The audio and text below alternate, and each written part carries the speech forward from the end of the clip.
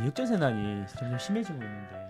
갑자기 뜬금없이 역전세 이슈가 나오고 있잖아요. 그래서 정부도 이걸 알 거 아니에요. 돈을 돌려줘야 세입자도 보호하고 이게 돌아가니까 좀 그런 건 풀어주지 않을까요? 전세금 반환 퇴거 자금에 한해서는 DSR 좀 높여준다든가 아니면 완화해준다든가 그런 조치들이 있어야 되지 않을까.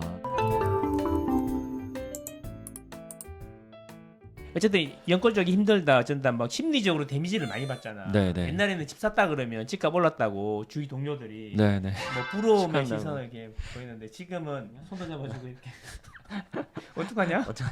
어떡하냐? 막 이거 약간 놀리는 식으로. 예, 그렇군요. 아. 그런데 이분들 그가 마냥 걱정만 하고 있을 수는 없잖아요. 아 그렇죠.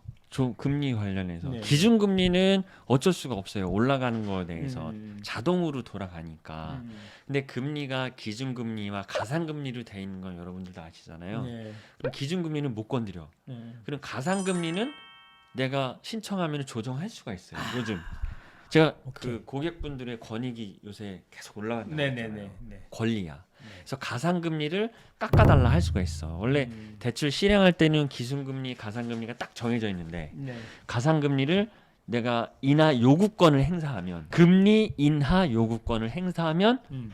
은행에선 재산정을 합니다. 음. 그 시점에 채무자의 뭐 신용점수 승진했으면 대리에서 과장됐으면 재직증명서 제출하면 확인이 되고 또 아니면 집에 자산이 늘었으면 확인이 되고 이직해서 연봉이 올랐으면 그거 내면은 전체적으로 판단을 해서 금리 인하 요구권 신청이 들어왔어요. 네. 그리고 은행은 5영업일이나 10영업일 안에 무조건 피드백을 줘야 돼요. 그 법으로 정해져 있어요. 이 금리 인하 요구권 시행한다 안 한다가 10년 전부터 나왔었어요. 근데 은행에서 이거 하면 안 되지. 그죠? 근데 이제 정부의 그 컬러가 바뀌어지면서 네네. 컬러. 고객분들의 권익이 올라가고 그래서 법으로 법제화 시켜놔서 반드시 의견을 줘야 돼요. 됩니다, 안 됩니다. 그러면 금리 인하 요구권 했는데 산정해봤더니 더 안 좋아졌어. 안 좋아 올라가진 않아요. 아, 올라가진 않아요? 좋네요. 신청은 어려운 거예요? 신청 굉장히 수월합니다. 예전에는 이제 접근을 어렵게 해서 신청을 그치. 줄였는데 무조건 지점에 네. 가세요. 네. 나는 서울 사는데 포항에서 대출 받았어. 서울에 지점 갔더니 포항 가서 하세요 막 이랬단 말이에요. 아, 옛날에. 네, 그치, 그치. 포항 가서 하시는. 그러면 안 갈 거 아니야 그 사람이. 근데 지금은 그 비대면 채널로도 가능해요. 홈페이지 앱 통해서도 가능하고 수월하게 가능하니까 꼭 신청을 하시면 반드시 은행에서 회신을 주고 한번 해보시면 알 거예요. 아, 예, 예. 뭐가 개선되셨나요? 체크하는데 예. 일단 다 하세요. 뭐 되게 많더라고. 잘 모르겠는데 재산, 뭐 연봉, 재직 많은데 다 하세요. 일단 뭐 다 체크해라 일단 무조건. 예. 그래서 혹시 했는데 산정해서 소득이나 재산이 늘어났으면 이자가 내려갈 수 있는 거고 네, 반대라도 올라가진 않는다. 네 맞습니다. 5일이나 10일 내에 반드시 이야기해주게 돼 있다. 네, 형구님 하나 궁금한 게 요새 이 예금 이자 많이 주는데 예대 마진 벌려면 대출 금리 많이 높아야 되는데요. 네. 최근 은행들이 대출을 잘 안 해주는 상황에서 저리 높은 예금이 밀려 들어오면 문제가 안 생기나요? 갑자기 그 금리를 많이 막 4.5%씩 주는 이유가 뭡니까? 투자자분들 리스크 관리 어떻게 하세요? 현금 보유하시려고 그러는 거 아니에요? 그렇죠. 그죠? 예. 현금 보유 가지고 있으려고. 예. 은행도 똑같아요. 음. 예금 많이 수집해서 현금 가지고 있으려고 하는 거예요. 음. 왜냐하면 은행은 항상 리스크 대비를 해야 되는 집단이기 때문에 지금같이 금리가 올라가고 전쟁도 일어나고 있고 중국의 어떤 돌발 변수가 있을 수 있잖아요. 그렇죠. 그래서 그런 환경이 불안하기 때문에 은행도 예금을 모아놔서 현금을 가지고 있으려고 하는 게 첫 번째 목표예요. 네. 그래서 한 달 전인가 이제 근무하던 지점이랑 한번 술을 먹어왔는데 대출을 하는 팀인데 갑자기 법인 예금 영업을 하라는 거예요.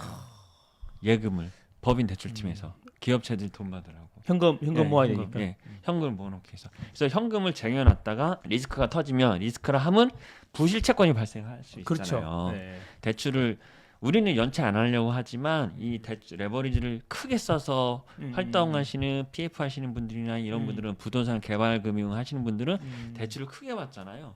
근데 그게 이제 지금 하락기를 맞아서 위태위태하단 말이에요. 그게 부실채권이 터지면 은행의 건전성 비율이 떨어지고 재무가 악화되기 때문에 현금 보유를 하는 목적이 가장 커요. 나중에 이게 좀 시절이 좋아지면은 그때 받았던 예금인 뭐 일부분이에요 사실.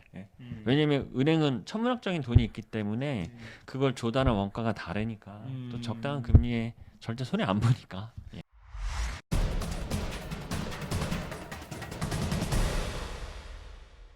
그 예금자들의 그 인출 요구에 대응하기 위해서 항상 네. 은행들은 돈을 준비하고 있어야 되는데 그게 이제 BIS 비율이고 네. PF 이야기 많이 나오던데 아 예.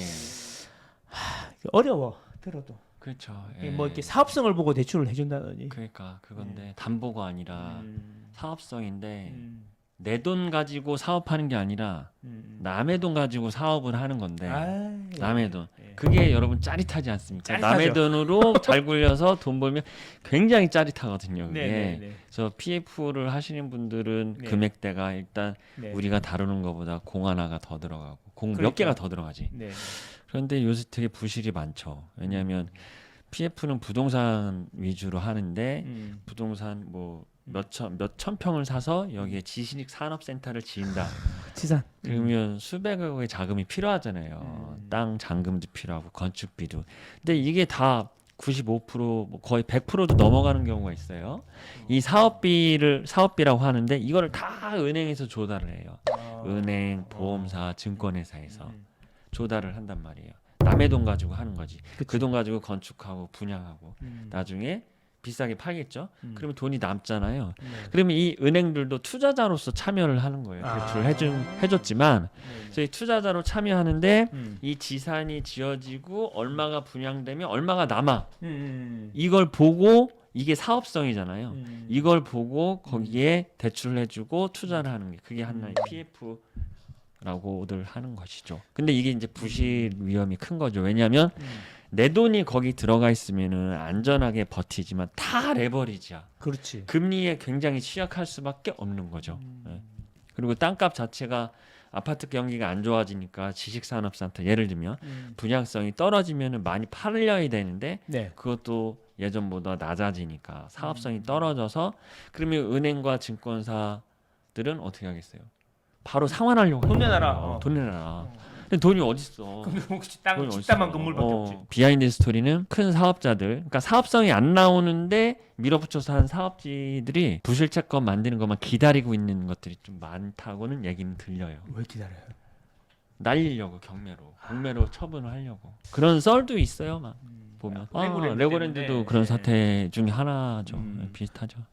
이런 거네요. 예를 들어 이제 그 지산을 하나 지으려 그러는데 지산을 다 지어서 분양을 다 하면 150억이야. 근데 짓는 돈이 100억이야. 그러면 이거 다 짓고 나면 50억 남으니까 이자 받기 충분하겠네. 그럼 100억 태워. 그렇죠. 이건데 이거는 다 됐을 때 이야기고 중간에 예를 들어 그래서 이제 100억을 태워가지고 열심히 짓고 있었어. 이렇게 빠바바 올려서 반쯤 지었는데 뭐 건설사가 부도가 난다든가 다 지었는데 분양이 안 돼. 150억 될 줄 알았는데 50억밖에 분양이 안 됐어.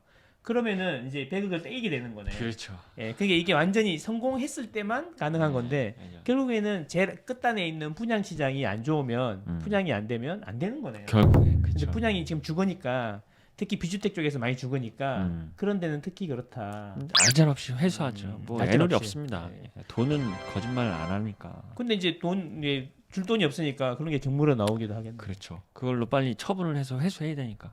근데 이게 그게 대규모 프로젝트 말고 네. 개인들도 이제 이제 우리 체험할 수 있는 개인들도 사실 그렇죠. 근데 사실 개인이 그렇게 큰 일을 한 건 없지만 작게 하게 되면은 사실 영끌하기도 하고 내 모든 걸 바치잖아요. 그렇죠. 그래서 오히려 개인의 부실이 전 떨어지는 것 같아요. 왜냐면 이걸 살려야 되니까. 내 돈 가지고 내 돈 아닌 거 남의 돈으로 비즈니스 한 거면 그냥 날리면 끝인데 여긴 내 모든 걸 올인했잖아. 내가 내 월급 저축해놓은 거 그러니까. 이거 올인했기 때문에 어떻게든 살리려고 할 거란 말이에요. 느낌에 PF는 이자가 되게 세겠다. 지금 리스크가 크니까. 한 8, 9% 하던 게 거의 네. 10% 이상 올라갔죠. 이런 게 있어. 전세 자금 대출을 네. 받으셨어. 네. 세입자로 들어오시는 분이 받으셨는데 헷갈리는 게 그런 게 있더라고요.